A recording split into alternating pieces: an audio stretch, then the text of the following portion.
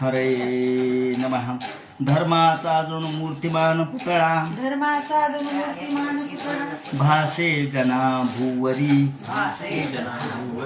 दीक्षा देव निजो जगतिया बद्धास हो उद्धरी वाणीने वदता भागवती कथा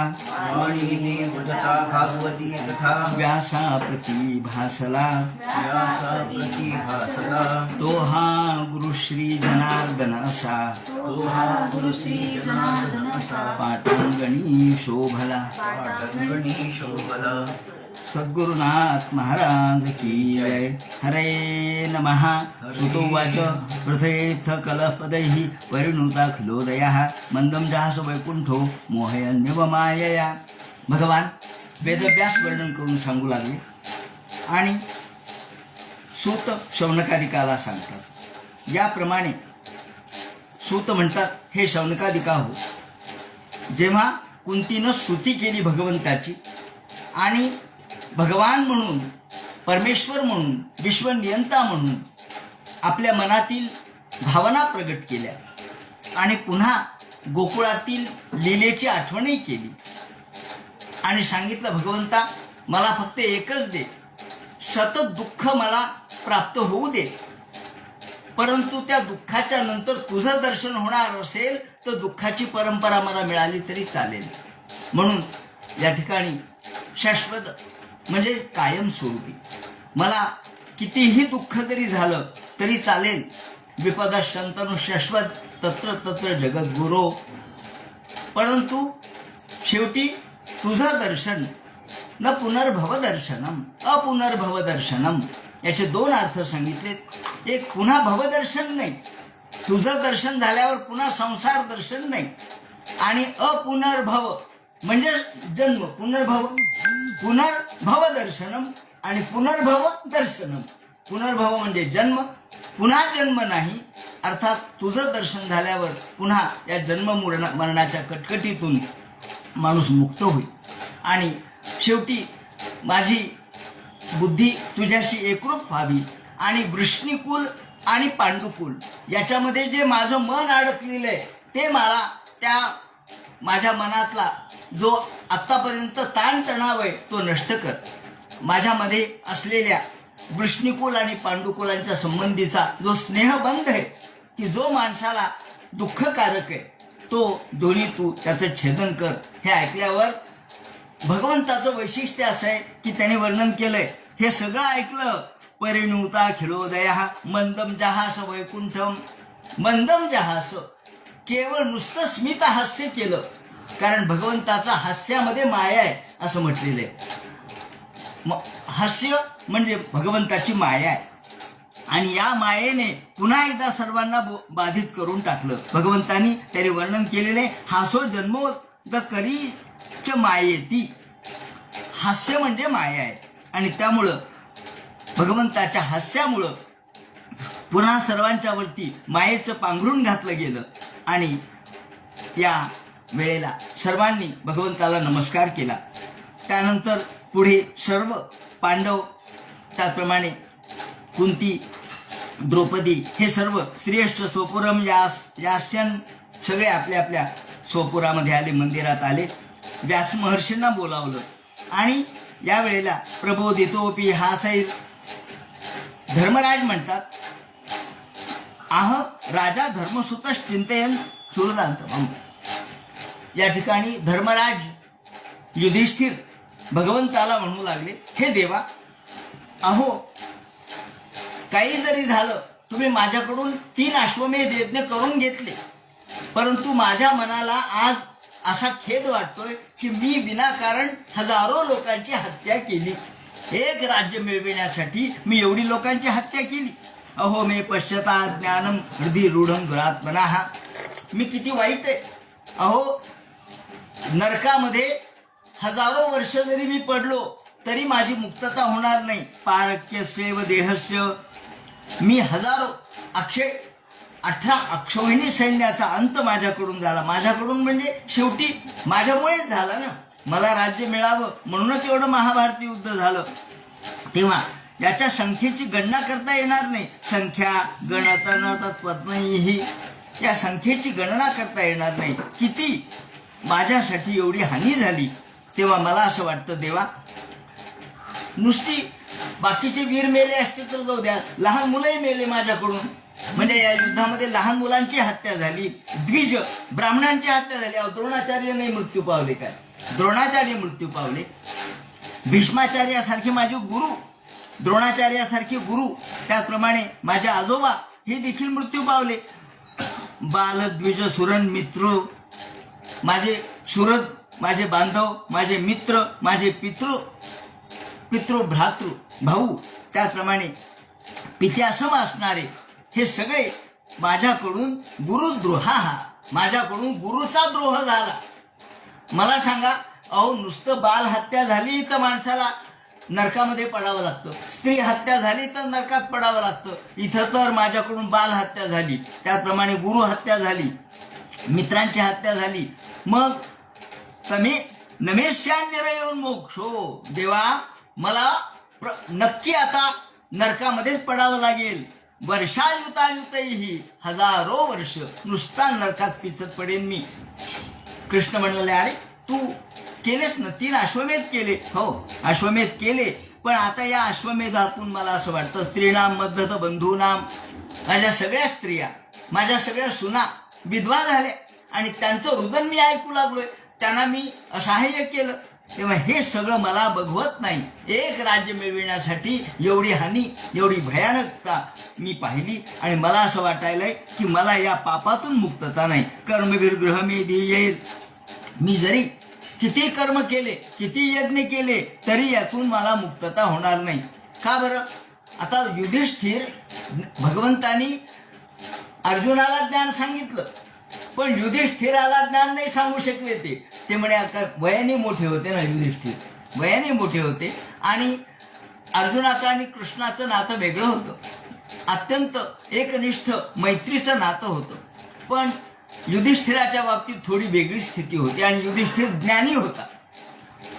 कधी कधी ज्ञान सुद्धा आपल्याला बंधनकारक ठरतं.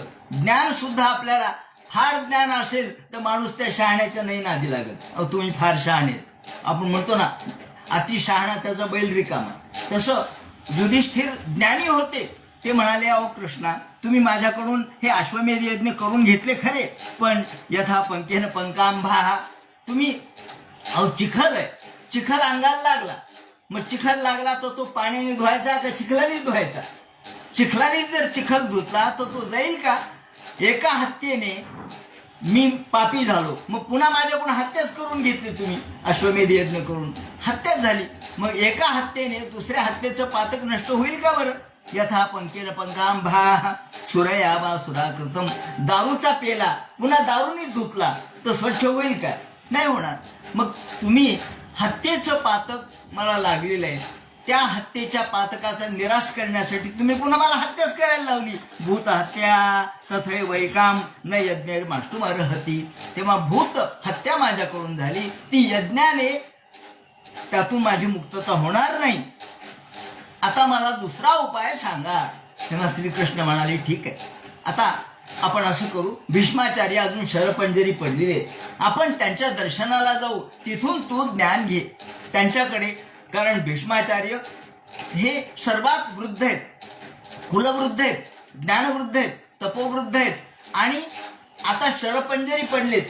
मृत्यू समयी तरी माणूस निदान खोटं बोलत नाही. एरवी खोटं बोलेल तो, पण मृत्यूच्या क्षणी माणूस खरंच बोलतो. म्हणून आता तुला जर खरंच ज्ञान पाहिजे असेल तर आपण भीष्माचार्याकडे जाऊ. म्हणून सूत म्हणतात, हे ऐकल्यानंतर इति भीतः प्रजाद्रोहात सर्व धर्म विविध छया ततो विनशनम प्रागात.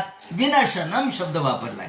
कुरुक्षेत्राला विनशनम, जिथे नाश झाला, जिथे प्रचंड हानी झाली, त्याला विनशन असं म्हटलंय. त्या ठिकाणी विनशन क्षेत्रम, आणि या विनशन म्हणजे कुरुक्षेत्रावर प्रजाद्रोहास जेवढं माझ्यावर कडून जे पाप झालंय त्या पापाचं प्रायश्चित्त काय हे ऐकण्यासाठी त्या ठिकाणी सर्व तिथून निघाले.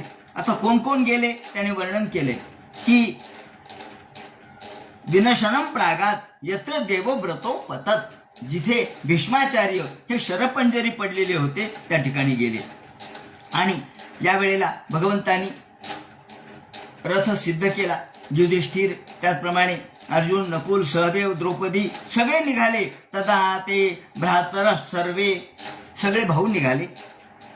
सोबत घोडे घेतले. त्याप्रमाणे त्या घोड्यांना सोन्याच्या अलंकाराने मंडित केलेलं होतं. आणि व्यास आले, मोठमोठे ब्राह्मण आले, त्याचप्रमाणे धौम्य आले. आता हे व्यास महर्षी आपल्याला माहित आहे. धौम्य कोण? धौम्य हे असे होते की जे पांडवांच्या पक्षाचे होते आणि पांडवांचं हित साधणारे होते. वेगवेगळ्या ठिकाणी जाऊन पांडवाचे हितचिंतक पुरोहित म्हणून या धौम्याचा उल्लेख आहे. ते देवलाचे भाऊ होते. वनपर्वामध्ये यांचा उल्लेख आलेला आहे. नल राजाची कथा यांनी सांगितली आहे. जेव्हा युधिष्ठिर म्हणाले, अहो धौम्या, आम्ही एवढे सज्जनपणाने वागलो, सत्यवादीपणाने वागलो, तेव्हा आमच्या इतका त्रास यापूर्वी कोणाला झालाय का हो? असं म्हटल्यावर त्यांनी नलराजाची कथा सांगितली. अरे तुझ्यापेक्षा जास्त त्रास नलराजाला झाला. आणि म्हणून आपण नळराजा आणि युधिष्ठिर यांना केवळ एकाच नावाने बोलवतो, कारण हे दोघेही अत्यंत सत्यवादी होते. त्याप्रमाणे ते नेहमी वारंवार भेटत असत. तीर्थाचं महात्म्य त्याने वर्णन केलेलं आहे. आणि शेवटच्या म्हणजे आता 12 वर्ष संपले आणि एक अज्ञातवास आहे. अज्ञातवासात कसं राहावं, कुठं राहावं हे धौम्याने सांगितलंय. विराटनगरीमध्ये जायचा आदेश त्यांनी दिलेला आहे. याप्रमाणे पुढे पर्वत कोण कोण आलं त्याचं वर्णन केलेलं आहे. आता मुद्दाम थोड्या ऋषींचं वर्णन करतो, कारण अनेकदा आपल्याला माहीत नसतं हे कोण आहेत, हे माहीत नसतं. म्हणून अन्वगच्छत यथेर विप्रा व्यास धौम्य दयस्तथा. व्यास आले, धौम्य आले. त्यानंतर भगवानपि विप्रशे रथेन धनंजया. भगवंतांनी धनंजयासह हा रथ सिद्ध केला आणि निघाले. त्यानंतर कुबेर इव गुह्यकैः, त्याप्रमाणे हे अत्यंत सुंदर अशा प्रकारच्या रथामध्ये बसले. कुबेर आपल्या सोबतच्या यांच्यासह शोभावा त्याप्रमाणे हे शोभायमान दिसत होते. या वेळेला कोण कोण भेटायला आले हे सांगतात. भीष्म यांना भेटण्यासाठी सहचक्रीणा, चक्री म्हणजे भगवान गोपाल कृष्ण हे आले. ब्रह्मर्षी आले, देवर्षी आले, राजर्षी आले आणि भरत पुंगव आले. या वेळेला मोठमोठे लोक भगवंताच्या दर्शनासाठी आले. का? अहो भगवान गोपाल कृष्ण आलेत, त्यांच्या सोबत सगळ्या प्रकारचे पांडव, महर्षी, राजर्षी, देवर्षी, व्यास आहेत म्हटल्यानंतर सगळ्यांपर्यंत वार्ता कळाली. मग पर्वत आले. हे पर्वत कोण? ते एक सुप्त द्रष्टा आहे. हा पर्वत म्हणजे 8व्या मंडलामध्ये यांचं सुप्त आहे. कण्व कुलामधले होते हे पर्वत. आणि पर्वत आणि नारद यांचा बरोबर उल्लेख केला जातो. त्याप्रमाणे धौम्य आता वर्णन केलं. त्यानंतर बृहदश्व हे आले. हे बृहदश्व म्हणजे द्वैतवनामध्ये धर्मराजाला त्यांनी द्यूत विद्या शिकवली, हे बृहदश्व. त्याप्रमाणे भारद्वाज आले. भारद्वाज म्हणजे द्रोणाचार्यांचे पिता, हे भारद्वाज ते आले. त्यानंतर पुढे कोण कोण आले? सुदर्शन आले. अन्यच मनयो ब्रह्मन, हे याच्यासोबतच इंद्रप्रमद आले. इंद्रप्रमद कोण? ते म्हणतात वैदिक सूक्ताचा हा करताय आणि या इंद्राची स्तुती त्यांनी त्यामध्ये केलेली आहे. आणि त्यांचा जन्म घृताची नावाच्या अप्सरेपासून झाला आणि पृथ्वीराजाच्या कन्येशी यांनी विवाह केला. त्यांना भद्र नावाचा पुत्र झाला, हे इंद्रप्रमद. त्यानंतर त्रित आले. हे त्रित कोण आहेत? ते म्हणतात त्रित, द्वित आणि एक. एक, द्वित आणि त्रित असे 3 जण भाऊ होते. एक, द्वित आणि त्रित हे गौतमाचे पुत्र होते. हे त्रित अत्यंत विद्वान होते, त्यामुळे दोन्ही भावांना त्यांच्याबद्दल असूया वाटायची. एकदा या त्रिताने यज्ञ केला आणि ते गायी घेऊन जात असताना एका विहिरीत पडले. लांडगा आल्यामुळे घाबरले आणि विहिरीत पडले. भाऊ सगळे निघून गेले. ते म्हणले पडला तर पडू द्या, बरं झालं, त्याच्या दैवयोगाने जाईल. पण हा मेला नाही. त्रिताने पुढे सोमवल्लीच्या साह्याने इंद्राची पूजा केली आणि इंद्र त्याला प्रसन्न झाले. त्यानंतर गृत्समद आले. हे गृत्समद कोण? हे वैदिक सूक्तद्रष्टा अंगिरस कुलामधले.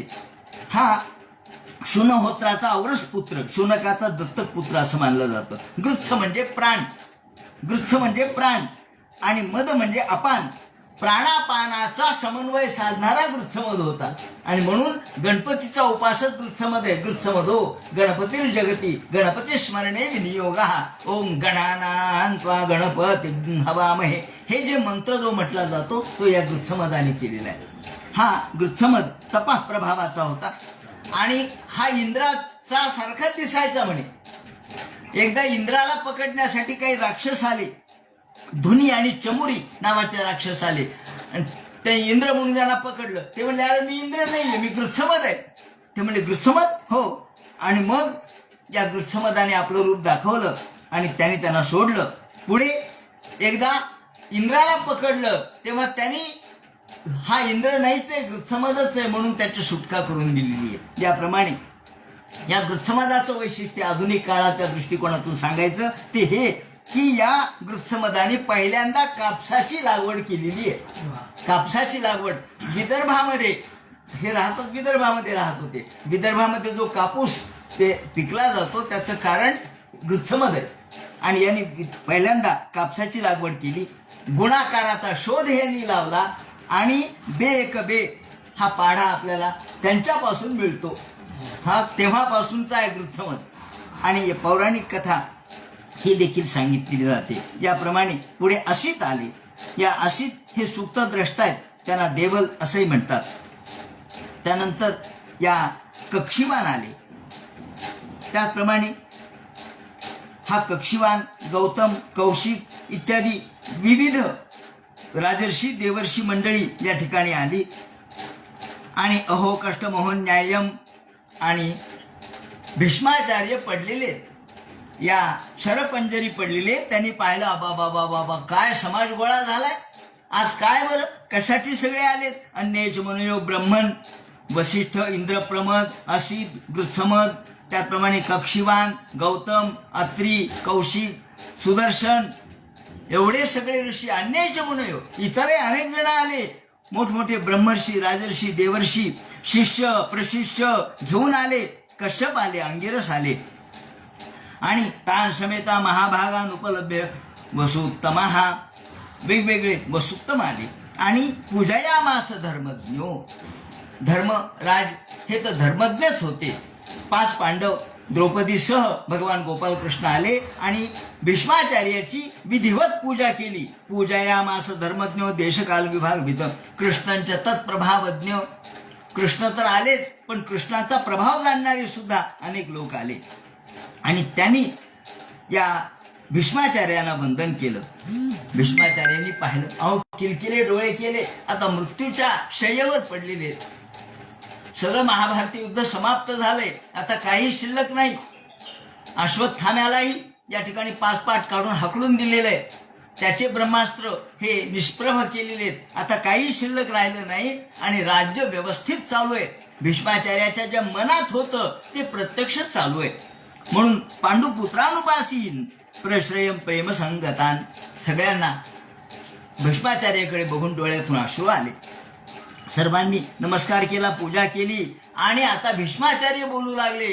भीष्माचार्य काय म्हणतात हे पहा. भीष्माचार्य म्हणतात अहो कष्ट महो न्यायम. आचार्यांनी असं म्हणावं का? ते म्हणतात अहो पांडवांनो किती कष्ट तुम्ही भोगले, किती कष्ट भोगले, किती अन्याय सहन केला. बरं हा अन्याय जो सहन केला यूयम धर्मनंदना. अधर्म लोकांवर अधर्मी लोकांवर अन्याय झाला तर ठीक आहे पण तुम्ही धर्मनंदना आहात. अहो धर्मपुत्र आहात तुम्ही, प्रत्यक्ष यमराजाचे पुत्र, प्रत्यक्ष धर्मराजाचे पुत्र तुम्ही. असा असताना सुद्धा आणि अन्याय तुम्हाला सहन करावा लागला, दुःख कष्ट सहन करावे लागले. जीवितून नारथ क्लिष्टम विप्रधर्माच्युताशया. आणि किती कष्ट किती काय दुःख तुम्ही भोगलं. आणि बरं दुःख भोगलं आपण असं समजू की देव पाठीशी नाही.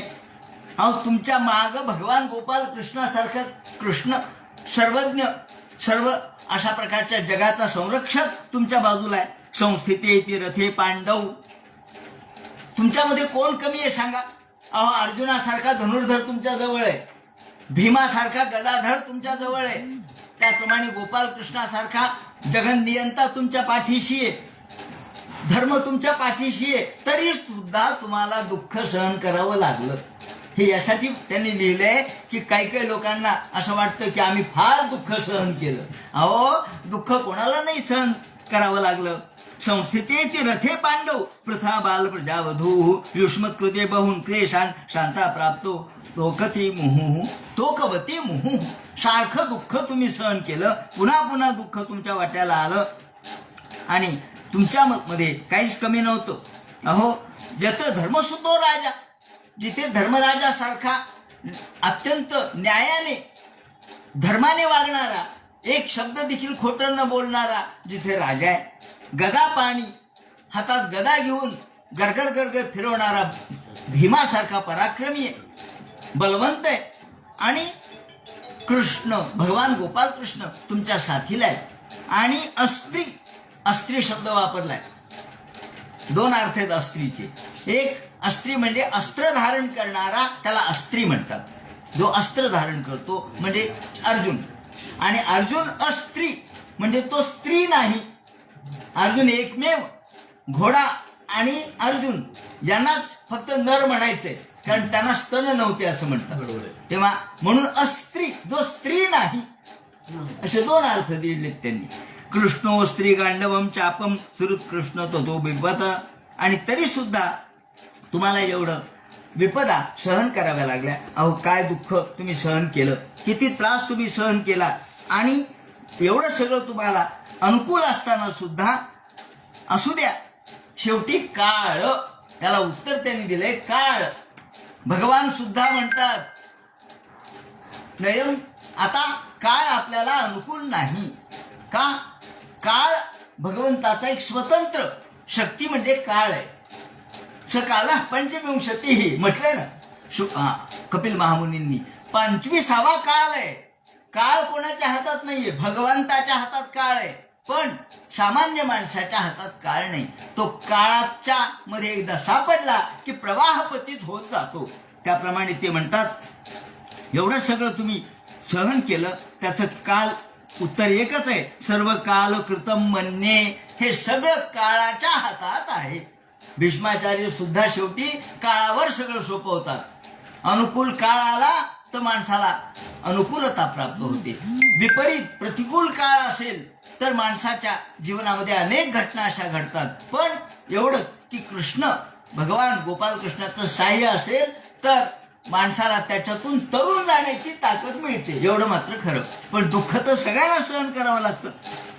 याप्रमाणे यत्रेती कृष्णोर्जुन हा अस्त्री धन्वी, त्याप्रमाणे ते म्हणतात हे सगळं कालकृतम म्हणणे भवतांचं यद प्रियम. भवतांचं यद प्रियम, जरी हे अप्रिय असलं, यद अप्रियम भवता, जरी हे तुमच्यासाठी अप्रिय असलं तरी आता याला पर्याय नव्हता, काय करावं. आणि हे सगळं पहिल्यांदा भेटल्यानंतर भीष्माचार्याने आपल्या मनातलं मनोगत प्रगट केलेलं आहे. आणि ते म्हणतात तस्मादिदम, आता या ठिकाणी तस्यानुभूतो नाथा. आणि भगवंताकडे ते पाहतात, नमस्कार करतात आणि म्हणतात हे भगवान, आपण साक्षात नारायण आहात. आणि मोहयन माये लोकम गूढश्चरती वृष्णीषु.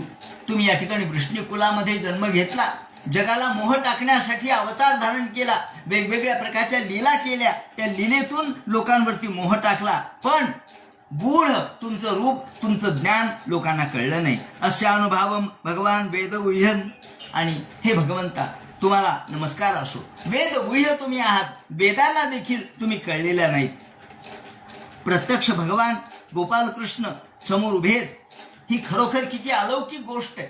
मृत्यूच्या शेवटच्या क्षणी किंवा जीवनाच्या शेवटच्या क्षणी मृत्यूला आता सामोरं जात असताना भगवान गोपाल कृष्ण समोर असणं ही सामान्य गोष्ट नाहीये. आपण म्हणतो मरताना निदान देवाचं नाव यावं, इथं तर प्रत्यक्ष भगवान उभा आहे. देवर्षी नारद साक्षात भगवान कपिलो नृप यन मन्यसे मातुलेयम प्रियम मित्रम सुरोत्तमम. आणि या ठिकाणी सगळे उभे होते, सगळे आजूबाजूला जमा झालेले होते. हे पाहिलं भीष्माचार्यांनी आणि ते म्हणतात भगवंता, आता तुम्हाला मी नमस्कार करतो. तथापि एकांत भक्तेषु, भगवान आपण आमच्यावर अनुकंपा करा. साक्षात कृष्णो दर्शन मागत आहात. अहो, माझ्या शेवटच्या क्षणी प्रत्यक्ष तुम्ही मला दर्शन द्यायला आलात. यापेक्षा माझं भाग्य ते कोणतं? आणि भक्त्यावेश मनो यस्मिन, खरोखर तुम्ही भक्ताची इच्छा परिपूर्ण करणारे आहात. आणि आता मी माझं कलेवर या ठिकाणी टाकण्याची वेळ आलेली आहे. हळूच आता उत्तरायण लागणारच आहे आणि उत्तरायण जोपर्यंत लागत नाही तोपर्यंत माझा प्राण मी माझ्या शरीरात ठेवणार आहे. आणि ही त्यांच्याजवळ एक शक्ती त्यांना प्राप्त झालेली होती. त्याप्रमाणे आता मात्र उत्तरायण लवकरच लागेल आणि मला माझं प्राण या ठिकाणी या कलेवरातून काढावेचे. तेव्हा आता आपण माझ्यासमोर उभे आहात. प्रसन्न अशा प्रकारचं स्वरूप आपलंय. यावेळेला युधिष्ठिर समोर आले आणि युधिष्ठिर म्हणतात, हे आचार्य महाराज, आता मला तुम्ही ज्ञानोपदेश करा, मला ज्ञानाचा उपदेश करा, मला धर्माचा उपदेश करा. सदेव देवो भगवान, मी केवळ तेवढ्यासाठी तुमच्याकडे आलोय. प्रसन्न हा सारुणलोचनो लसन. आणि भगवान त्याच्याकडे बघून हसले. चतुर्भुज मूर्ती भगवंताची सांगितली या ठिकाणी, द्विभुज नाहीये, चतुर्भुजा हा. सूत म्हणतात, शौनकादिका हो, युधिष्ठिर समोर आले, हात जोडले आणि शरपंजरी असणाऱ्या भीष्माचार्याला अनेक प्रश्न विचारले. अपृच्छद विविधान धर्मान, अनेक धर्माचे प्रश्न विचारले. राजधर्म, पुत्रधर्म, स्त्री धर्म, त्याप्रमाणे मानुष्य धर्म, पुरुष स्वभाव काय आहे हे सगळं विचारलं. ज्ञान, वैराग्य, भक्ती, उपासना, दान धर्मान, राजधर्मान, मोक्ष धर्मान विभागवित. दान धर्म काय, मोक्ष धर्म काय, त्याप्रमाणे राजधर्म काय, स्त्री धर्म काय, हे सगळं विचारलं. आणि मग धर्मार्थ काम मोक्षांश सहोपायान थांबुने, धर्म अर्थ काम मोक्ष हे सगळे गोष्टी विचारल्या. सगळ्यांची उत्तरं भीष्माचार्यांनी दिले. त्यांच्या मनातल्या सगळ्या प्रश्नांची उत्तरं भीष्माचार्यांनी दिले. आणि मग शांत वृत्ती झाली. सगळे प्रश्न विचारले. युधिष्ठिराला मनाला समाधान झालं. सगळ्या प्रकारचे आख्यानं सांगितले. नुसते धर्माचं विवरण केलं नाही, अनेक कथा सांगितल्या, आख्यानं सांगितले. पहा ना, मृत्यूच्या शेवटच्या अवस्थेमध्ये सुद्धा एवढं सगळं स्मरण होतं त्यांना. ते म्हणतात, नानाख्याने इतिहासेषु वर्णयामास तत्वविद. नाना अनेक आख्यानं, इतिहास याचं विवरण केलं. आणि यावेळेला एकदम द्रौपदी समोर आली. द्रौपदी समोर आली. द्रौपदी म्हणते, आचार्य महाराज, तुम्हाला एक विचारू का? विचार ना, काय विचारायचे? तुम्ही आता हे सगळे धर्म सांगितले, राजधर्म, पुत्रधर्म, पितृधर्म, मोक्षधर्म, स्त्री धर्म सगळे सांगितले.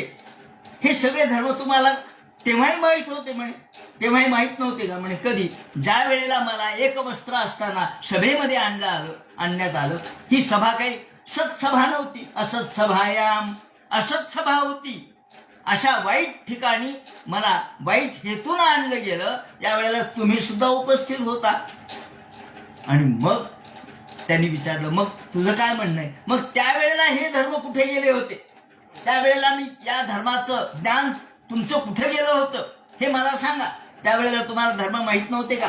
तुमचं पाठ नव्हतं का? तुम्हाला स्मरण नव्हतं का? तुम्हाला मी दिसले नाही का? माझी अवस्था दिसली नाही का? स्त्री धर्म काय, राजधर्म काय, पितृधर्म काय, पुत्रधर्म काय, तुमचा धर्म त्यावेळेला काय होता? असं म्हटल्यानंतर आता तुम्ही कसे सांगू लागले? भीष्माचार्य म्हणतात, हे पहा द्रौपदी, तुझं म्हणणं बरोबर आहे, पण त्यावेळेला मी दुर्योधनाचं अन्न खाल्लेलं होतं. मी दुर्योधनाचं अन्न खाल्लेलं होतं. त्यामुळं अन्न अर्थस्य पुरुषो दासः, द्रोणाचार्य, कृपाचार्य, त्याप्रमाणे भीष्माचार्य हे सगळे अर्थाचे दास होते, पैशाचे दास होते. ज्यांच्याकडून अन्न खात होतो त्याचे हे सगळे पुढे पुढे करणारे मिंधे झालेले होते. ते म्हणे मी मिंधा झालो होतो, कारण अन्नाची विभागणी कशी होते याचं वर्णन आपल्याला छांदोग्य उपनिषदामध्ये मिळतं. त्याने वर्णन केलंय की अन्न जेव्हा आपण खातो तेव्हा त्याचे 3 भाग होतात. एक पुरीश म्हणजे विष्ठा, दुसरं मांस आणि तिसरं मन. अन्नातून त्या 3 गोष्टी होतात, पुरीश, मांस आणि मन. पाण्यातून मूत्र, त्याप्रमाणे रेत आणि प्राण या 3 गोष्टी होतात. तेजातून अस्थि मज्जा आणि वाणी. वाणी तेजातून, म्हणजे तूप वगैरे हे तेजस्वी पदार्थ आहेत. तुपातून काय तयार होतं? वाणी चांगली होते. अन्नातून मन होतं, शेवटचं परिणाम म्हणजे. आणि पाण्यातून प्राण तयार होतो. मग मन कसं बनतं? म्हणून आपल्याकडे परान्न सेवन वर्ज्य केलंय. त्याचं कारण हे, तुमचं मन बदलतं ना. तुम्ही ज्यांच्याकडे जेवण घेता त्यांचा अन्नावर काय संस्कार झाले तुम्हाला काय माहित? त्याने आणलेले पैसे कोणत्या मार्गाने आणले तुम्हाला काय माहित? त्या पैशावर, त्या अन्नावर कोणते संस्कार झाले? तिथे अग्निहोत्र झालं का नाही? नैवेद्य झाला का नाही? वैश्वदेव झाला का नाही? आपल्याला काय माहित? काकबली केला का नाही? माहित नाही. हे सगळे जे वाईट गोष्टी आहेत त्या अन्नामध्ये बसलेले असतात आणि त्यातून मन विकृत बनतं. म्हणून आपल्याकडे दुसऱ्याकडे जेवायचं नाही, अशा प्रकारचा काही नियम दंडक केलेला आहे. आणि हे म्हटल्यानंतर मी दुर्योधनाचं अन्न खाल्लं होतं, त्यामुळे दुर्योधनाचे संस्कार माझ्या मनावर झाले आणि म्हणून मी काही बोलू शकलो नाही, हे उत्तर त्यांनी दिलं. हे ऐकल्यावर द्रौपदी देखील स्तब्ध झाली, हात जोडले आणि मग भगवान गोपाल कृष्णाची प्रार्थना या ठिकाणी भीष्माचार्य करू लागले. भगवान गोपाल कृष्ण समोर उभे कसे होते याचं वर्णन केलेलं आहे. भगवान गोपाल कृष्णाचं वर्णन आपल्या वाणीमधून भीष्माचार्य कसं करतायत ते म्हणतात. हे आदिपुरुषा, तुम्हाला नमस्कार असो. कृष्णे लसत्पी टपटे चतुर्भुजे पुरस्थिते मीलित दुर्व्यधारयत. भगवंतांनी चतुर्भुज मूर्ती धारण केलेली होती, पिवळा पितांबर धारण केलेला होता. लसत्पीत पटे, विद्युल्लता जशी चमकावी त्याप्रमाणे भगवंताचा पितांबर चमकत होता. आणि चतुर्भुज मूर्ती त्यांच्या समोर उभी. मीलित दुर्व्यधारयत, डोळे अर्धवट झाकलेले होते, अर्धवट उघडे होते. अहो, डोळे पूर्ण उघडण्याची सुद्धा क्षमता शिल्लक राहिलेली नव्हती. आणि सगळं त्या दुर्योधनाच्या अन्नाचं रक्त सगळं निघून गेलं होतं. भीष्माचार्य म्हणतात, सगळं रक्त माझं निघून गेलंय. आता माझ्यामध्ये अन्नाचा कण शिल्लक नाही. अन्नातून जे रक्त तयार होतं ते देखील राहिलं नाही. त्यामुळं मी आता शुद्ध बुद्ध अशा प्रकारचा झालेलो आहे. आणि विशुद्ध धारणया हाता, धारणा केली. जसं ध्यान नंतर आहे, आधी धारणा आहे आणि मग ध्यान आहे. आपण ध्यान धारणा म्हणताना, पण आधी धारणा असते आणि मग ध्यान असतं. आधी आपल्या स्वतःच्या इंद्रियाला स्वतःच्या ताब्यात ठेवणं म्हणजे धारणा. मग ती अंतरिंद्रिय निग्रह आणि बहिरेंद्रिय निग्रह ही धारणा आहे. आणि भीष्माचार्यांनी ही धारणा केली आणि सगळं अशुभ आपल्या अंतःकरणातलं काढून टाकलं. अशुभ तद्दीक्ष एवाशु गतायुधम व्यथा. आणि गतायुधम व्यथा, जे काही बाणाच्या व्यथा, बाणाचं तीक्ष्ण टोकाने जे काही शरीराला जखमा झालेल्या होत्या त्या जखमा आतापर्यंत ठणकत होत्या, पण कृष्णाकडे बघितलं की जखमा देखील शांत झाल्या. गता व्यथा हा म्हटलंय. सगळ्या व्यथा संपल्या. कशाच्या व्यथा? युद्धातल्या सगळ्या व्यथा संपल्या. निवृत्त सर्वेंद्रिय वृत्ती विभ्रम, सगळे वृत्ती आपल्या भगवंताशी एकरूप केल्या. निवृत्त काम झाले आणि आनंदाने भगवंताकडे बघू लागले. विसर्जत जनार्दनम, भगवंताकडे सगळं समर्पित केलं आणि भगवंताच्या स्वरूपाकडे बघत असताना भीष्म वाच, या ठिकाणी भीष्माचार्य आपल्या अंतरंगातल्या मनातल्या भावना प्रगट करतायत. इतिमती रूपकल्पिता तृष्णा भगवती शाश्वत पुंगवे विधुम्ने स्वसुखमुपगते क्वचित विहर्तुम कृतिमुपेयेषु भवप्रवाह. भगवंता, अहो या जगातला भवत प्रवाह, हा जगाचा जो मायेचा प्रवाह आहे तो इतक्या गतीने चाललेला आहे की तुमचं स्वरूप लोकांना कळत नाही. इतिमती रूपकल्पिता वितृष्णा, आता शांतमती झाली. वितृष्णा हा शब्द वापरलाय.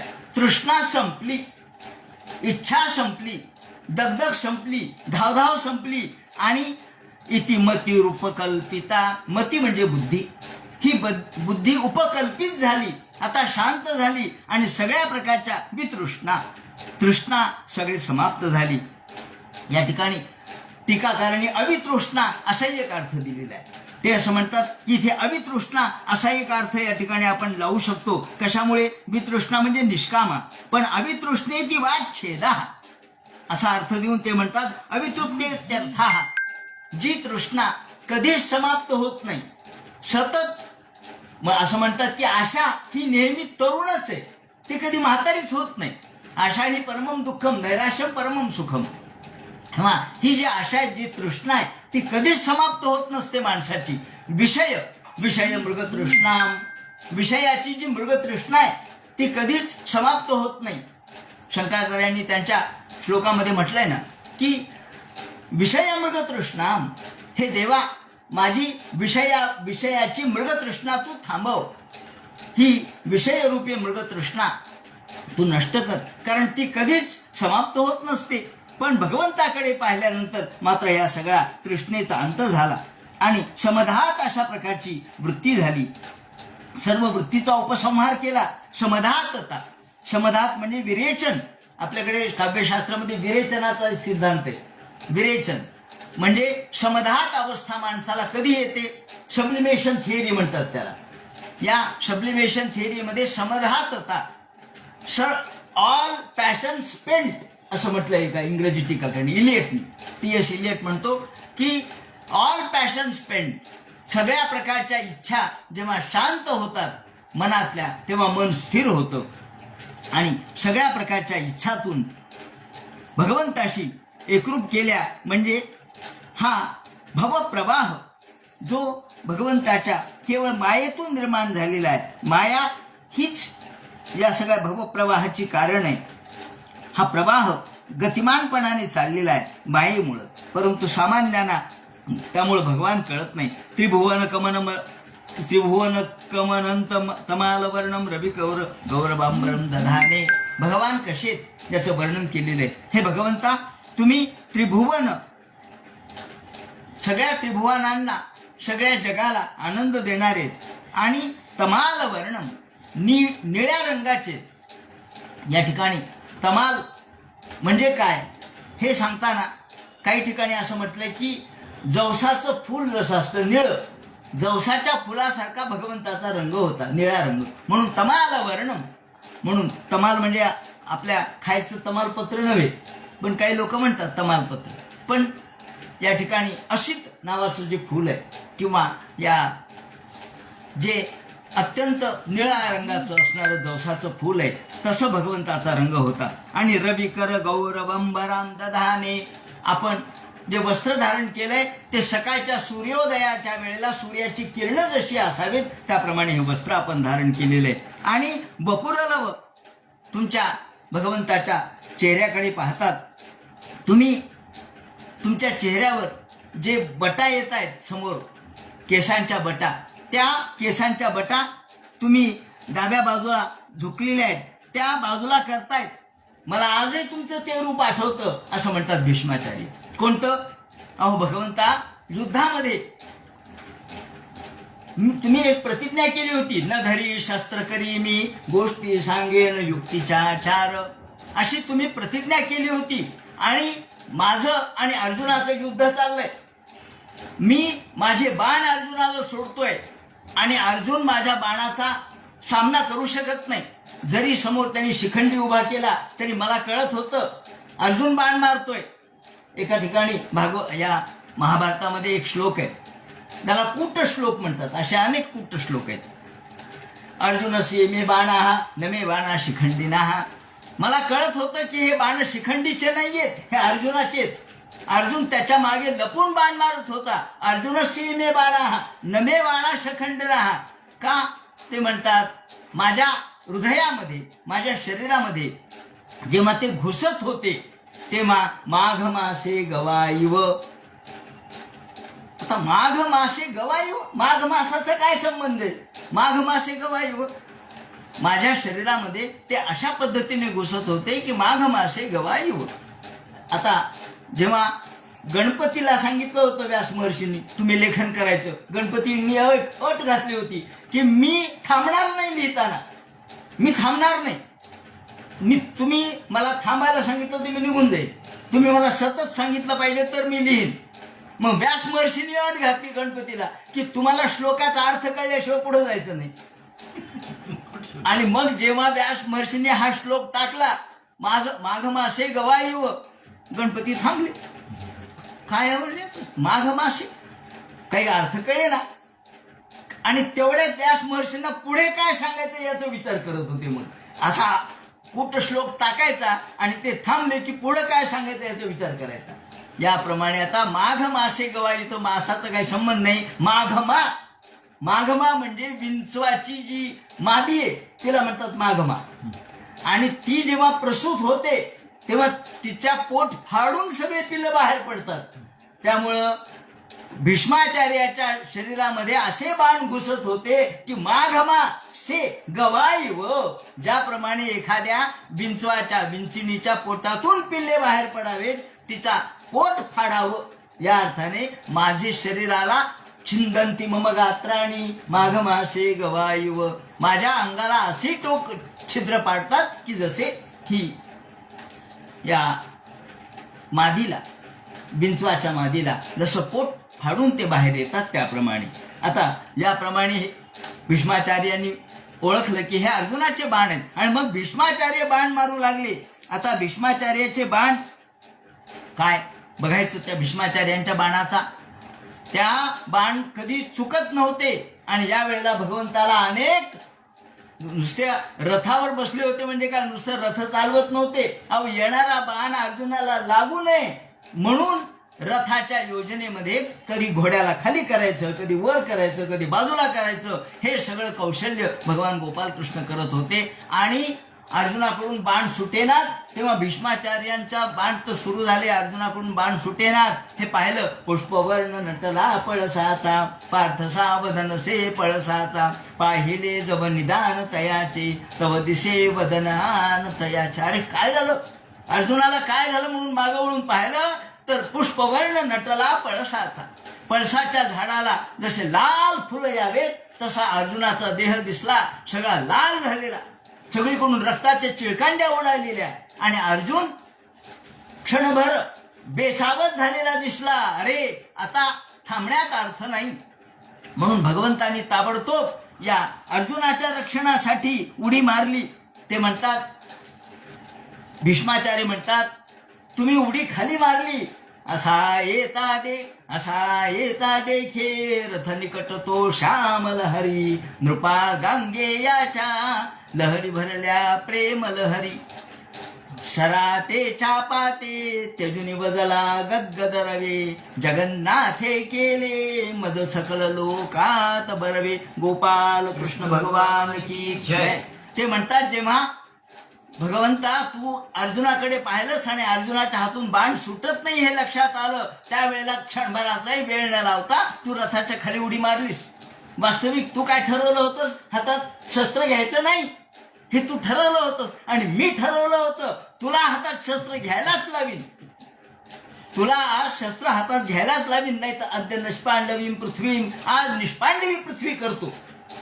कारण दुर्योधन भीष्माचार्याला म्हणाले, का हो आचार्य, तुम्ही पहिलेच या ठिकाणी संपूर्ण सेनेचे नेतृत्व करणारे सेनापती आहेत, पहिले सेनापती आहेत, आणि तुम्ही नीट युद्ध करत नाहीत का? अहो तुमचं मन पांडवाकडे आहे आणि शरीर माझ्याकडे, मन तिकडे बपू इकडे, अशी तुमची युक्ती आहे म्हणले. हे कळालं मला, तुम्हाला पांडवांना वाचवायचंय. आणि मग मात्र भीष्माचार्य म्हणले, नाही, मी पांडवांना वाचवण्यासाठी नाही करत, मी युद्ध करणार तुझ्यासाठी. ते काही दिसत नाही, उद्या पाहावणे आता. आणि म्हणून भीष्माचार्यांनी प्रतिज्ञा केली, अद्य निष्पांडवीम पृथ्वीम, निष्पांडवी पृथ्वी कलीन, उद्याचे उद्या. हे कृष्णाला कळालं. कृष्णाला कळाल्याबरोबर कृष्ण म्हणाले, अरे आता काय युक्ती करावी. इकडे दुर्योधनाला सांगितलं भीष्माचार्यांनी, त्यांची भानुमती नावाची पत्नी होती दुर्योधनाची, तिला माझ्याकडे आशीर्वादासाठी पाठव म्हणे, मी तिला सौभाग्यवती पदाचा आशीर्वाद देतो. ज्या ठिकाणी रात्र झाली थांबले त्या शिबिरामध्ये. इकडे गोपालकृष्ण द्रौपदीला म्हणतात, द्रौपदी चल. कुठं? अंधारात? हो अंधारात. चल. कुठं जायचंय? चल, तुला काय करायचं. कृष्ण आणि द्रौपदी निघाले थेट भीष्माचार्याच्या या शिबिरामध्ये. भीष्माचार्य आराम करत होते, काहीतरी आवाज आला. कृष्ण मागे थांबले, बाहेर थांबले. तू आतमध्ये जा म्हण. आतमध्ये जा, नुसतं नमस्कार कर, बाकी काही नाही. बांगड्या वाजल्या. त्यांना वाटलं भानुमती आली, त्यांनी आशीर्वाद दिला, पुत्रवती सौभाग्यवती पुत्रवती भव असं म्हटल्यावर द्रौपदीने हात जोडले. म्हणजे कोण? द्रौपदी तू? हो म्हणले, तुमचा आशीर्वाद. सौभाग्यवती भव. अरे अरे अरे, मी तर निष्पांडवी पृथ्वी करण्याचं ठरवलं आणि आता सौभाग्यवतीचा आशीर्वाद तू माझ्याकडून घेतलास. कोण आले म्हणे तुझ्या बरोबर? म्हणे कोण आले? कोण नाही म्हणे, जोडे राख्या. जोडे, आमची जोडी राखणारा, आमची पांडवांची जोडी राखणारा. आणि जोडे राख्या म्हणजे चपला राखणारा. अरे अरे, जोडे राख्या. खरोखर गोपालकृष्णाचं महत्व, युक्ती आपल्या लक्षात येते. आणि मग भीष्माचार्य दुसऱ्या दिवशी युद्धाला आले. भीष्माचार्य म्हणतात, हे भगवंत, आज मला आजही दिसतंय काय, युधी तुरग रजो विधूत. जेव्हा युद्धामध्ये सगळ्या माझ्या घोड्यांच्या टापांच्या पायाखालची धूळ आकाशात उडाली, माझ्या घोड्यांच्या पायाची धूळ आकाशात उडाली आणि ती धूळ तुझ्या मस्तकावर आली, तेव्हा मला किती पाप झाला असेल. माझ्या घोड्यांच्या टापाची धूळ तुझ्या मस्तकावर. युधी तुरग रजो विधूम्र विश्वक्वचलुलित श्रम वाजलंकतास्ये. आणि तू रथाच्या खाली उडी मारलीस. ताबडतोब तुझ्या डोक्यावर, तुझ्या या डोळ्यावर आलेले जे केस आहेत, केशपाश आहेत, जे बटा आहेत, तर तू असे बाजूला केल्यास, कानाच्या मागे केल्यास. आणि मम निशित शरय विभिन्न मध्यमान. आणि तरी माझे बाण चालूच होते. माझे बाण तुझ्या चिलखताला फोडून आतमध्ये घुसले. तुझ्या अंगातून रक्ताच्या चिळकांड्या निघाल्या, पण तू मागे हटला नाहीस. मला वाटलं आता तू माझ्या बाणाला बघून मागे हटशील, पण नाही हटलास तू. आणि तू, ते म्हणतात, विलसत कवचेस तू. तुमचे कवच फोडून माझे बाण आतमध्ये गेले. आणि या वेळेला तू एक रथाचं चाक हातामध्ये घेतलंस आणि माझ्याकडे धावत धावत धावत आलास. या वेळेला मारावे मजळा असेच असले चित्ती तुझ्या केशवा, ते माते मग कोण रक्षील आहा विश्वेशना केशवा. माझ्यावरती धावून आलास देवा तू. सपती सखी बचो निशम्य मध्ये. आपल्या सख्याचं, अर्जुनाचं रक्षण करण्यासाठी तू माझ्यावर धावून आलास. मी सुद्धा तुझा सखाच होतो, खरं म्हणजे मी तुझा सुद्धा भक्तच आहे. पण दोन्ही भक्तांमध्ये फरक केला तू. एकाचं रक्षण केलंस आणि एकाला मारण्यासाठी आलास. तुला माहित होतं की माझी प्रतिज्ञा काय होती. मी तुला हातात शस्त्र घ्यायला लावीन, ही माझी प्रतिज्ञा होती. आणि तुझी प्रतिज्ञा होती, न धरी शस्त्र करी मी. पण माझ्यासाठी तू तुझी प्रतिज्ञा मोडली. हे माझ्यावर केलेला उपकार आहे. माझ्यासाठी तुझी प्रतिज्ञा मोडली आणि भक्तासाठी तू धावत आलास. ते म्हणतात, स्थित वपती सैनिका यो रक्षणा ऋत वपती पार्थ सखे रथेर ममास्तू. आणि भगवंता, तू माझ्या अंगावर धावून आलास त्यावेळेला. आणि आता तू जर धावून आलास तर असं तुझं रूप पाहिल्यानंतर अहो प्रत्यक्ष कृतांतासारखं तुझं रूप होतं. व्यवहित पृतना मुखम निरीक्ष. तुझं रूप त्यावेळेस मी पाहिलं. स्वजन वधात विमुखस्य दोष बुद्ध्या. तू माझ्या अंगावर अर्जुनाच्या रक्षणासाठी धावून आलास, कुमती. आणि या वेळेला देवा, असं तुझं रूप जे माझ्या अंगावर चाक घेऊन धावत आलं, त्या रूपाकडे मी आजही बघतोय आणि मी त्या रूपाकडे बघून नमस्कार करतोय. त्या रूपावर माझं प्रेम आहे. ते रूप मला कायम माझ्या मनात राहू दे. परमस्य तस्य मे रतेस्तू. याप्रमाणे स्वनिगम पाहाय मत प्रतिज्ञा. माझी प्रतिज्ञा खरी करण्यासाठी आणि तुम्ही तुमची प्रतिज्ञा मोडली. स्वनिगम मपहाय मत प्रतिज्ञा मृतमधिकारतू वप्लुतो रथस्था धृत रथ चरणोभ्यया चलत गुर. आणि तू जेव्हा धावत धावत धावत हातामध्ये चाक घेऊन बाहेर पडलास, रथाच्या खाली उडी मारलीस, चलत गुहू. पृथ्वी सुद्धा थरथर थरथर कापली. म्हणे गुहू म्हणजे पृथ्वी. चलत, पृथ्वीला सुद्धा धक्का बसला. ती देखील थरथर कापू लागली की आता प्रलय होतोय की काय. हरिविरहंतू. ते म्हणतात, ज्याप्रमाणे एखादा सिंह हत्तीवर धावून यावा त्याप्रमाणे तू माझ्यावरती धावून आलास. जसा सिंह गजावरती धावून यावा. हंतु गतोत्तरी या. आणि या वेळेला तुझं उत्तरीय कुठं पडलं, तुझ्या अंगावरचं उपर्ण कुठं पडलं, हे देखील तुला कळलं नाही. तू त्याच्या उपरण्याची देखील काळजी केली नाहीस. आणि चित विशिख हतो विशीर्ण दंश. तुझ्या अंगावरती माझ्या बाणाचे एवढे प्रहार झाले, परंतु तू त्या प्रहाराचा विचार केला नाहीस. फक्त आपल्या भक्ताचं रक्षण करण्यासाठी तू माझ्या समोर आलास. आणि हे भगवंता, अशा भगवंताला, अशा त्या रूपाला मी नमस्कार करतो. प्रसभम ससार मद्वधार्थम सभवतु मे भगवान गतीर मुकुंद. विजयरथ कुटुंब आत्ततोत्रे. विजयरथ कुटुंब, अहो तू विजयाचं रक्षण करण्याचं ब्रीद धारण केलं होतंस. अर्जुनाचं रक्षण, विजय म्हणजे अर्जुन, अर्जुनाचं रक्षण करण्याचं ब्रीद आणि त्याच्या कुटुंब म्हणजे पांडव, समग्र पांडवांचं रक्षण करण्याचं ब्रीद तू धारण केलेलं होतंस. आणि आत्ततोत्रे धृत भय रश्मी, एका हातामध्ये तू चाबूक घेतला होतास आणि एका हातामध्ये बागदोर धारण केले होतेस. तेव्हा तुझा एक हात चाबूक घेतलेला, दुसरा हात या बागदोर धारण केलेला. आणि अशा भगवंता, भगवती रतिरस्तु मे मुमूर्षो, त्या भगवंताचं, ज्यांनी एवढा प्रचंड म्हणजे भगवंत असताना सुद्धा, ब्रह्मांड नायक असताना सुद्धा केवळ अर्जुनाच्या प्रेमासाठी त्यांनी त्याच्या घोड्याचा खरारा केला. अर्जुनाच्या प्रेमासाठी सारथी झाला. अहो सारथी ही तशी काय फार मोठी गोष्ट नाहीये, रथी मोठा आहे, सारथी त्यापेक्षा कमी दर्जाचा. पण तू एवढं अल्प अशा प्रकारच्या दर्जाचं सारथ्य करणारा एक सामान्य सारथी म्हणून तू त्याची नौकर, सेवक म्हणून तू त्या ठिकाणी राहिलास. अहो भक्ताचा सेवक भगवान कधी होतो? भक्ताची भक्ती तेवढी असावी लागते तर तो त्याचा सेवक होतो. ते म्हणतात भगवती रतिरस्तु मे मुमूर्षो, अशा भगवंताच्या रूपाचा मुमूर्षो शब्द वापरलाय. आता मला मृत्यू येणारच आहे, मृत्यूच्या क्षणी मी तुझ्या त्या रूपाचं ध्यान करतोय. निरीक्ष हतागता स्वरूपम, आणि असा शब्द इथं वापरलाय की या 18 दिवसाच्या महाभारतीय युद्धामध्ये ज्या ज्या लोकांचे मृत्यू झाले, कोणाचे हो मृत्यू, भगवंताच्या समोर झाले ना, भगवंताच्या समोर झाले म्हणजे सगळ्यांना स्वरूपता मुक्ती मिळाली असं त्यांनी वर्णन केलेलं आहे.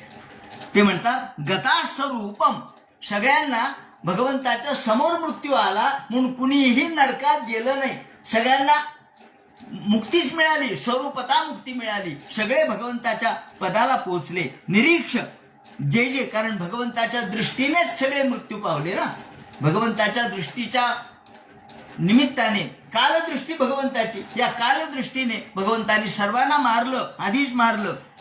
म्हणून ते म्हणतात निरीक्ष हता गता स्वरूपम, आणि प्रत्येकाला स्वरूपता मुक्ती मिळाली. आणि आज तर तुम्ही माझ्या समोर उभे देवा, माझ्या समोर तुम्हाला मी अनेक मुक्ती देणारे तुम्ही मुकुंद आहात. मुकुंद शब्दाची व्युत्पत्ती सांगताना मुक्तीन ददाती ती मुकुंद हा असं म्हटलंय.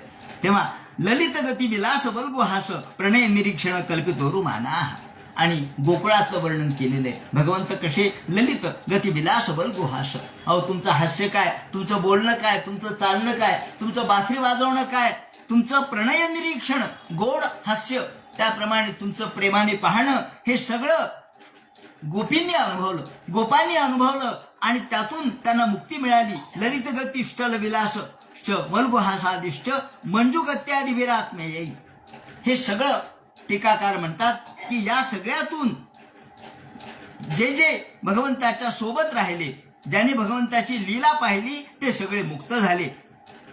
कृतमनोवकृत्य, ते कृतकृत्य झाले. आणि ते म्हणतात प्रकृती मगन किलयस्य गोपवध्वा, प्रकृती मगन, या ठिकाणी टीकाकार असं म्हणतात की प्रकृती मगमन, या ठिकाणी प्रकृती मगन असा जो शब्द वापरला तो आर्ष प्रयोग आहे, आर्ष प्रयोग आहे. वास्तविक प्रकृती मगन असं न करता त्या ठिकाणी कसं म्हणायला पाहिजे होतं, ते म्हणतात प्रकृतीसाठी मगन असा शब्द जो वापरला त्याच्याऐवजी तिथे दुसऱ्या पद्धतीने मगमन असं पाहिजे होतं. गोपवध्वा, मुनिगण नृपवर्य संकुले, आणि अनेक मुनी, त्याचप्रमाणे मोठमोठे राजे, युधिष्ठिराजी. आता राजसूय यज्ञाची आठवण त्यांना होती. राजसूय यज्ञामध्ये युधिष्ठिराने अग्रपूजेचा मान देवा तुम्हाला दिला. यावेळेला अनेक राजे होते, रजवाडे होते, मोठे होते, थोर होते, ज्ञानी होते, पण तुम्ही अग्रपूजेचा मान स्वीकारला आणि तुमची अग्रपूजा केली. अर्हणमुपये देई क्षणियो, तो क्षण मला आजही आठवतोय. ज्या वेळेला तुम्हाला अग्रपूजा तुमची झाली तो क्षण मला आठवतोय. तमी मह मह शरीर भाजाम, आणि देवा अशा तुमच्या त्या रूपाकडे माझं मन कायम राहावं. आणि या वेळेला भगवंताच्या संपूर्ण रूपाचं ध्यान करत करत त्यांनी समधिगतोस्मी वधूत भेद मोहा, सगळ्या प्रकारचे मोह नष्ट केले. आणि भगवान समोर आहेत. खरं म्हणजे भगवंताला त्यांनी चारी मुक्तीपैकी कोणती मुक्ती मागू शकले असते? स्वरूपता, शलोकता, समीपता आणि शेवटची सायुज्यता किंवा सारष्टी, ही 5वी मुक्ती जी कपिल महामुनींनी वर्णन केली ती मागू शकले असते. पण ते म्हणतात देवा मला मुक्ती सुद्धा नको, मला फक्त तुझी भक्ती पाहिजे. हे वैष्णव आहेत ना. कोण? भीष्माचार्य वैष्णव आहेत. आणि वैष्णवांच्या मध्ये मुक्तीपेक्षा भक्तीला महत्व आहे. मुक्तीपेक्षा भक्तीला श्रेष्ठत्व आहे. मुक्ती ही तर मुक्तीने माणूस एकटा मुक्त होईल, पण भक्तीने तो अनंत जन्म भगवंताची प्रार्थना करील. आणि त्या वैष्णव पंथामध्ये भक्तीला महत्व असल्यामुळे ते म्हणतात देवा मला मुक्ती नको, मी तुझ्यासमोर उभा आहे, पण तू माझ्यासमोर उभा आहेस, पण मला फक्त आता माझी इतिमती रूपकल्पिता विकृष्णा, आता माझी मती फक्त तुझ्या चरणाशी तेवढी लागू दे, कायम तुझं चरण माझ्या अंतःकरणामध्ये राहू दे. आणि सूत म्हणतात शौनकादिका हो कृष्ण एवं भगवती मनोवाग वृष्टी वृत्तीभी. आता मनोवाग आणि वृत्ती, मन, वाणी आणि वृत्ती ह्या एक केल्या. समाधी काय असते? मन म्हणजे वाणी मनामध्ये, मन वृत्तीमध्ये तदाकार केलं आणि आत्मन्यात्मानमावेश, आत्मा आत्मामध्येच आपल्या त्याच्यामध्ये आपण जेव्हा रुद्र म्हणतो किंवा त्याच्या आधी वेगवेगळ्या प्रकारचे न्यास करतो, त्या न्यासामध्ये शेवटचा जो आहे आत्म, शेवटी कशामध्ये काय एकरूप होतं ते सांगितलेलं आहे. आणि आत्म्यामध्ये आत्माच सांगितलाय. आत्म्यामध्ये दुसरं काही नाही. आत्मन्यात्मानमावेश, आत्म्यामध्येच आत्मा एकरूप होतो. जसं आपण बलो मे इंद्रक्षिता, बलामध्ये इंद्र आहे आणि मग या प्रत्येकामध्ये पृथ्वी मे शरीरता, शरीर हृदय, हृदय अमृतम ब्रह्मणी. तसं आत्मान आत्मनिश्चित, आत्मा हृदय, हृदय मयी अहम अमृते अमृतम ब्रह्मणी. तेव्हा आत्म्यामध्ये आत्म्याचाच प्रवेश होतो. कोणता आत्मा? हा जीवात्मा आणि तो परमात्मा. तेव्हा आत्म्यामध्ये आत्म्याचा एक दिवा दुसऱ्या दिव्याला लावला म्हणजे दोन्ही दिवे एक होतात, प्रकाश वाढतो. दिवे बदलत नाहीत, दिवे एकच राहतात, दिवा एक होतो. त्याप्रमाणे आत्मान्यात्मानमावेश सोंत श्वास उपारमत. आणि भगवान समोर असताना फक्त श्वास घेतला, उपारमत, फक्त एक दीर्घ श्वास सोडला, काही नाही, शांत झाले.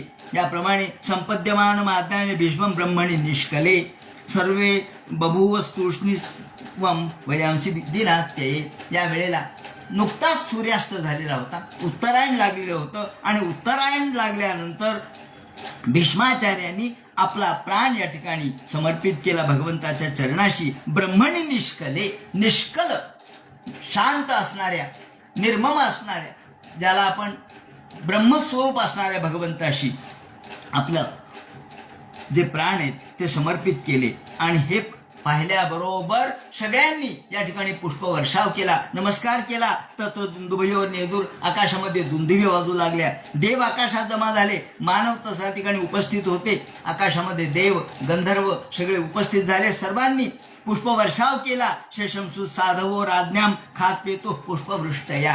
आकाशातून पुष्पवृष्टी झाली. याप्रमाणे भीष्माचार्याचं निर्याण या ठिकाणी सांगितलं. आणि यानंतर आता भीष्माचार्याचं निर्याण झाल्यावर भीष्माचार्यांचं पुढे और्ध्वदेही कृत्य युधिष्ठिराधिकांनी केलं आणि त्यानंतर सगळे परत आपापल्या ठिकाणी गेले. आता यानंतर भगवान गोपालकृष्ण द्वारकेला कसे जातील, द्वारकेला जायला कसे निघतील आणि त्यावेळेला सर्व लोकांची स्थिती काय होईल, द्वारकेला कसे पोहोचतील, त्यांचं स्वागत कसं होईल, हा सगळा भाग उद्याच्या चिंतनामध्ये सांगण्यात येईल. हरे नमः. पुंडलिक वरदे हर विठ्ठल, सीताकालिक स्मरण जय जय राम. पार्वतीपते हर महादेव. श्री वज्रनाथ गुरुमूर्तये नमः. हरे राम राम राम हरे हरे. कृष्ण कृष्ण कृष्ण हरे हरे हरे राम